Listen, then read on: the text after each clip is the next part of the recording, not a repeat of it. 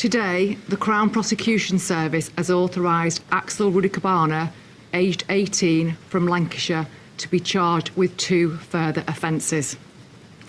Axel Rudakubana already faces 3 charges of murder, 10 charges of attempted murder and 1 charge of possession of a knife, all relating to the incident at Hart Street on the 29th of July 2024.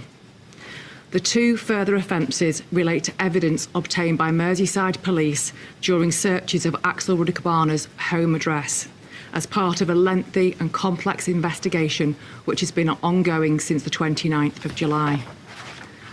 The additional charges are the production of a biological toxin, namely ricin, contrary to Section 1 of the Biological Weapons Act 1974, and possession of information, namely a PDF file entitled Military Studies in the Jihad Against the Tyrants, the Al-Qaeda Training Manual, likely to be useful to a person committing or preparing to commit an act of terrorism, contrary to Section 58 of the Terrorism Act 2000. Rudakubana will appear at Westminster Magistrates Court by video link tomorrow. Following the events of Monday the 29th of July, searches of Axel Rudakubana's home address resulted in an unknown substance being found. Testing confirmed the substance as ricin. We have worked extensively with partners to establish that there was a low to very low risk to the public, and I want to make that reassurance clear today. I can also tell you that there was no ricin present at Hart Street. When ricin was discovered, all necessary steps were taken so that we could be sure that no one was at risk. This was a multi-agency response. Expert advice and guidance was received and adhered to throughout the investigation.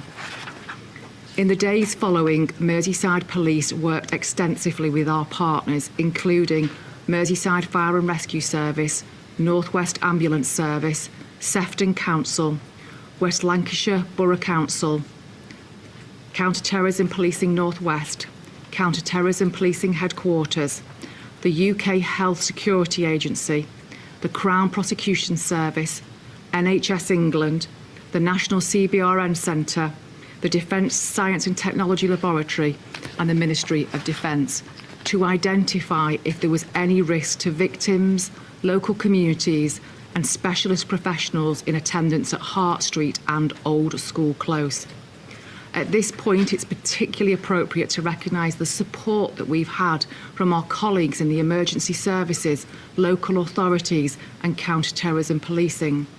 That support has included forensic experts and digital investigators, and that support has been in place since the initial stages of the investigation and continues. I want to reassure our communities that we will continue to work in partnership with all of our partners, and we are absolutely committed to keeping our communities safe. At this time, counter-terrorism policing has not declared the events of the 29th of July a terrorist incident. I recognise that these new charges may lead to speculation. The matter for which Axel Rudakubana has been charged under the Terrorism Act does not require motive to be established. For a matter to be declared as a terrorist incident, motivation would need to be established. I would strongly advise anyone against speculating as to the motivation in this case. The criminal proceedings against Axel Rudakubana are live, and he has a right to a fair trial.